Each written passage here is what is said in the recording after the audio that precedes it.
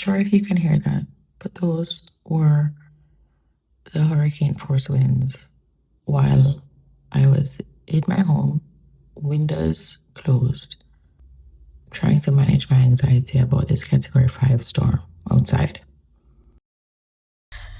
You should have been getting another episode, but I spoke with my friend literally today, maybe an hour plus from now, or an hour plus ago. And I had started editing the podcast episode while in the hurricane. We'll get to that. And she said, "Do you really think it's a good idea to post this now?" And so we decided it's not appropriate at this time to have that discussion. And this needs to be quite something else. So at the time I'm recording this at 11:40 p.m., it is the day after the passage of Category 5 Hurricane Melissa. It hit Jamaica as a Category 5 and continued as a Category 5, downgraded to a Category 2 when it left our shores, hit the southern end of Cuba, and went through Haiti, which is unfortunate because Haiti had already received some damage from the first time when Melissa was on its way to Jamaica. And Dominican Republic would have felt that as well. So Haiti got it twice pretty much, and it's heading towards the smaller islands and keys off the coast of the Bahamas. Devastating stuff. 25 people reported killed in Haiti. This time around so far, I think, I can't remember the name of the river, but that river burst its banks and 25 people died. So far in Jamaica, they've reported 5 deaths as of yesterday when the Category 5 storm passed, and then 3 deaths before that. So there were 3 deaths in preparation for Melissa, where people had like fallen off roofs or had gotten electrocuted. I think those were literally the two issues causing the 3 deaths yesterday. And then today they found 4 people in St. Elizabeth and 1 person in Westmoreland, I believe. I suspect those numbers might go up. The devastation it cannot be described. I don't think anybody who would have listened to the reports from the overseas news outlets and even from our local news outlets could really grasp how horrible this would be. Like, I remember just a few hours before landfall, I had been saying to my friend, like, bruh, I haven't cried too many times on the internet, but this period between the weekend and now, which is a Wednesday night, I have cried probably the most I've cried in years. Today I literally burst into tears every single time I thought to complain about something or was annoyed about something. Because, like, literally people have died. Literally people are in so much pain. They've lost everything. Where do we go from here? I have been seeing so many videos. I had to stop taking a look at things because it feels like there is no way out. And as somebody who has ADHD, when things are overwhelming, it just creates like a ball in my chest almost, because I'm not sure what to do or where to go first. And then in this specific instance, I don't know if it's ADHD or it's like empathetic soul. I don't know what to do in these situations. When it's too many things all at once, I have to take a pause. Like, I saw a video just now of, I think it was a particular community in St. James, and it was Catherine Hall, I believe, and all the ground floor spots of every home has been flooded. And it's like, it's not just water, it's like literally silt. It is mud and stone. And so, like, what you do in that situation? Like, where do we go from here? Like, who do I call to clean this up? Like, I'm so, what? It's inside, like, the car is also in that. Like, where do we go from here? And I think something that has been kind of rubbing me the wrong way is like the pseudo positive people on the internet, like, oh, it was horrible, but we'll bounce back. Let us just sit with it was horrible for a freaking minute, brother. The hurricane just passed, and after the hurricane, it was probably the second worst. No, probably was almost vying for like very close to worst of what happened in the day. For us here in Kingston at least, or for where I am in Kingston at least, and how I experienced it. The wind and the rain we got at around like 11 o'clock last night, absolutely insane. And I know the meteorologist like explained why that's the case and why something similar had happened in Gilbert. But going through it, I'm like, girl, you're not gone. But I really have to take a pause to highlight the work being done by the government of Jamaica. I think regardless of the party you support, you have to kind of give credit where credit is due. They have been visible, if not working specifically on the ground to do some of the smaller things like preparing shelters and things like, well, I shouldn't say smaller thing, but a secondary thing to what they're currently doing or showing that they're doing. It, it looked cohesive. It looked like there was at least a plan. I saw someone explaining about the catastrophe bond that Jamaica had invested in a few years ago. And I'm not gonna lie, Dr. Nigel Clark, I understand why he was like poached by the World Bank because it makes sense. It makes sense. So he spearheaded this idea of Jamaica buying into this catastrophe bond. And now, because of the severity of this Category 5 storm, the country stands to earn because they've invested in this bond. So that will kickstart the emergency efforts. So far, Norman Mali International Airport, there was an assessment done. I assume that the Palisados roadway has been deemed passable because the airport today, so the day after the hurricane, less than 24 hours after it passed, the airport was open at 4 p.m. for receiving aid, so for aid flights, and then we'll resume commercial flights tomorrow, so the day following the day after the hurricane. The Sangster International Airport has seen quite a bit more damage. Gates 1 to 5 are a little bit dicey and need to be repaired. While they have not yet made a decision about when commercial flights will be going out of there, they are receiving aid as of tomorrow morning as well.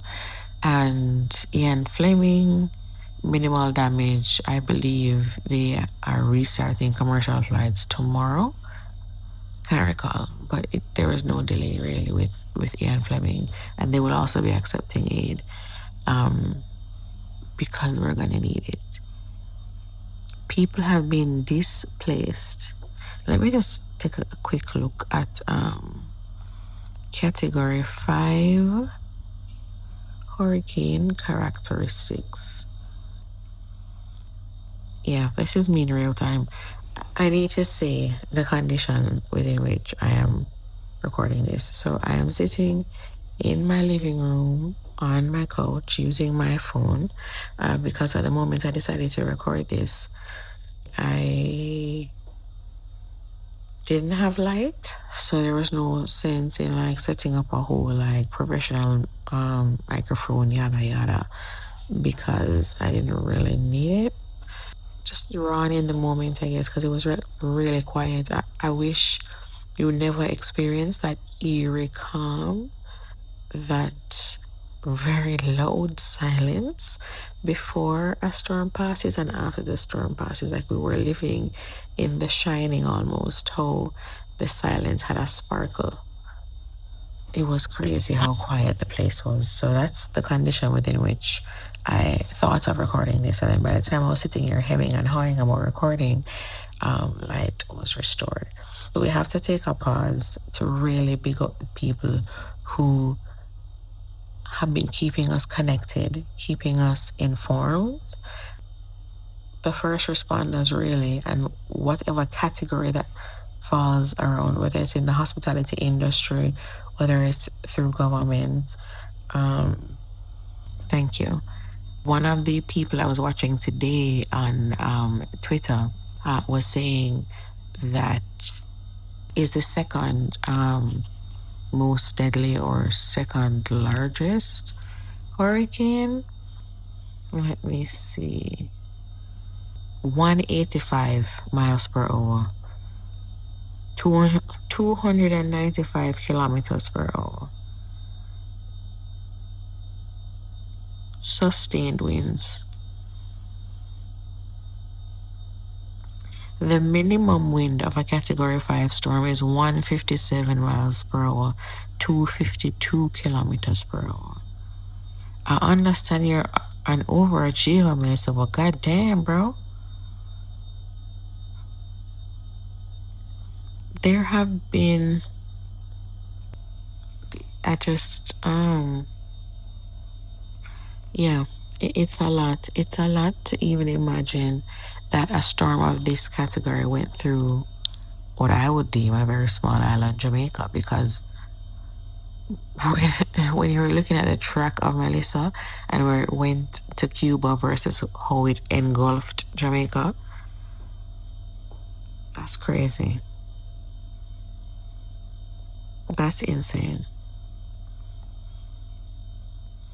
So I'm just looking at it now. What so it was saying AccuWeather meteorologist said Hurricane Melissa ranked as the third most intense hurricane observed in the Caribbean after Wilma in 2005 and Gilbert in 1988, the last major storm to make landfall in Jamaica.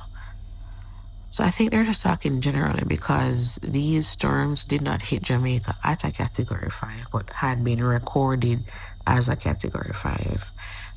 We've never had a Category 5 hurricane before. The millennials, in the middle millennials, I guess, because it's not elder millennial or it's not younger millennial. It's just like we're somewhere in the middle. You might have been more familiar with Ivan, and Ivan also hit at a Category 3. And I was without light in Ivan for at least, I think it was a month or two, maybe 3. Like it was like a good chunk of time. And there was no water for at least a month because there was so much rain that the water had washed away a section of the water pipes, sorry. So we could see them like literally flying the concrete pipes over our homes, trying to go and fix the issue. And that really brings us back to thank you to all the people who are out there. I'm not gonna lie to you, GPS was on it also for this storm. Jamaica Public Service, they are essentially keeping us lit. And they were very transparent about what would happen. I know that restoration is going to take time. They also have a WhatsApp like broadcast channel, which like I kind of like those, but I kind of don't because it doesn't allow you to really interact anyway. But yeah, they kind of really put out all the stops. They had people coming into their facilities interviewing them. Like we had never seen this kind of coverage before, where it's like literally a board showing how much percentage of the population is experiencing an outage, how many people generally are customers at GPS. Within a few hours, the amount of people without electricity, it was just so funny. I mean, I'm not bashing the Jamaica Public Service at all after just picking them up. I'm just saying it's just so interesting that this storm was so unpredictable in so many ways that by like a day ago or 2 days ago, so 2 days ago, 240,000 customers were out of electricity, and that was about 35% of the people who are customers at the Jamaica Public Service. So that's 35-ish%. And 75% of that 35% were directly related to impacts of the hurricane, because their CEO, I think it's Hugh Grant, CEO, I think it's CEO, was saying that the ground is so saturated already that with all the water that's being dumped on it, it's essentially a recipe for disaster, and you will lose power. Like, he literally came on TV and said, you will lose electricity. That was, yeah. So I think that was helpful. But anyway, but 2 days ago, about 35% of people didn't have it, light. And then literally a day ago, 75% of people, or 70% of people, without electricity. And that is about 500 and something thousand.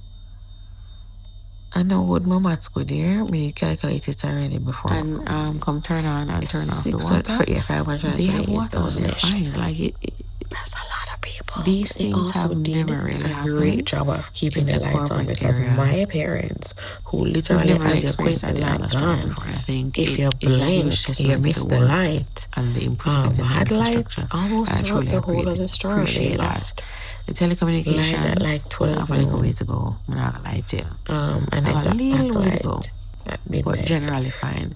I had some relatives in St. Catherine that had gone away around 45. Kind of still waiting to hear from a few folks in more western parishes today. So, but also like just so nervous about.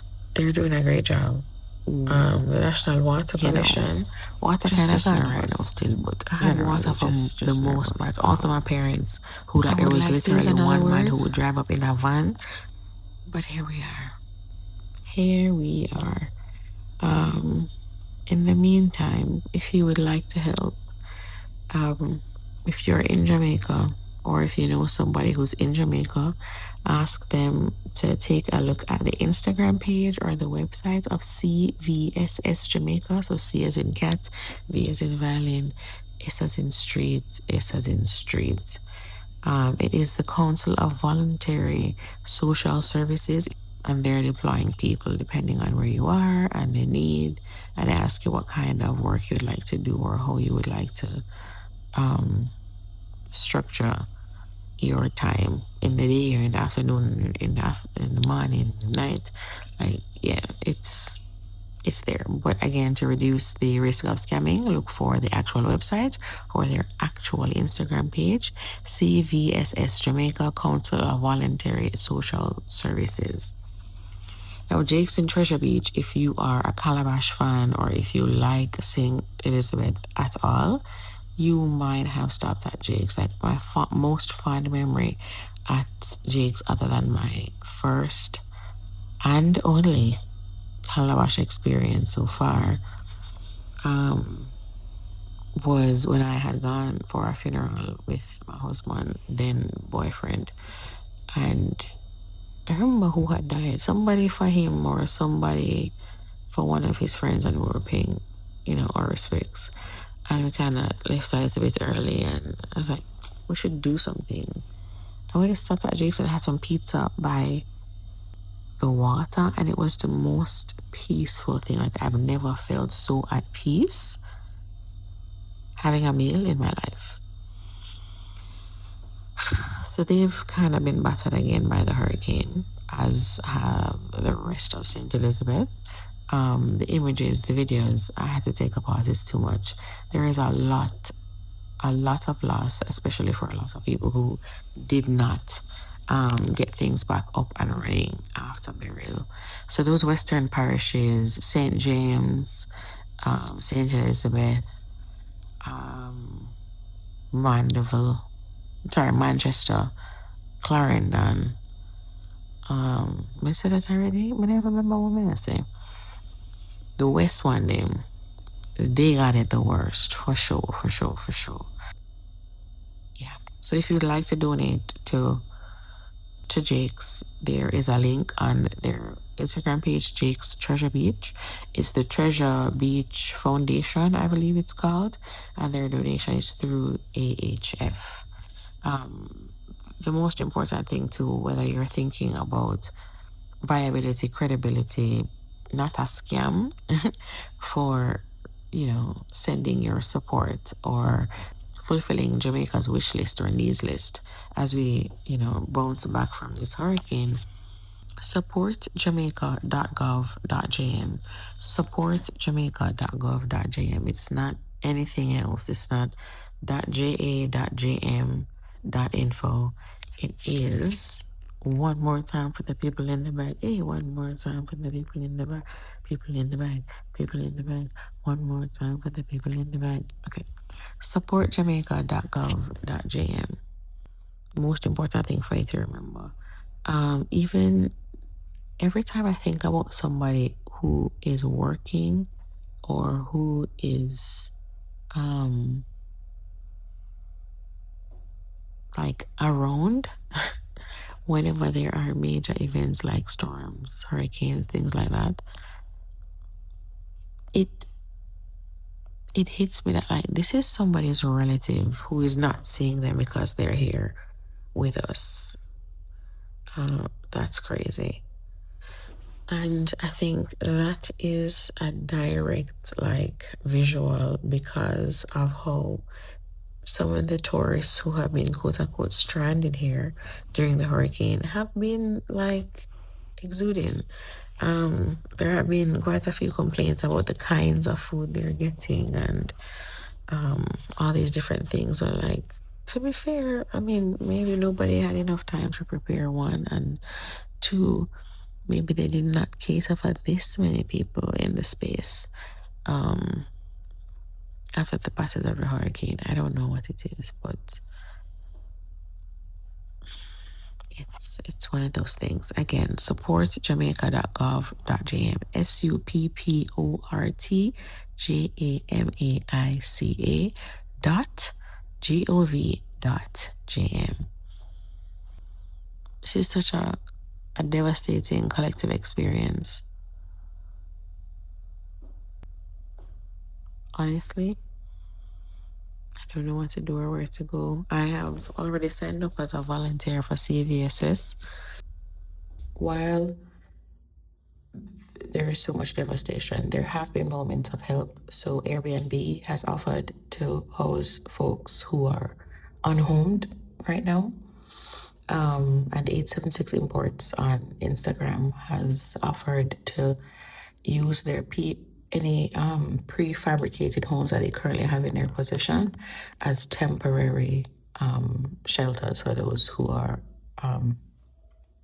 experiencing their homes just being gone. That is the hardest part of this, is the displacement of everyone and everything also, because while hospitals are part of one specific airport, homes, shops, people's entire livelihood is gone. And like, even if you're in a shelter, how long are you able to be there? Because most of these shelters are other spaces. They're schools, they're churches. What happens next? There are resources that I will share on my Instagram page as I find them and see them. Please ensure that anywhere that you're sending money to or goods to or whatever it is, make sure it is aligned specifically with the government of Jamaica or people in Jamaica. There are some folks who might be more interested in specific donations. So for example, Transwave Jamaica has a special fund going for folks of trans experience and gender non-conforming Jamaicans who might get left behind in this drive to donate So there are options there as well. So I will try to find as many legitimate resources as possible, post it to Instagram and also to my stories as I find them and see them.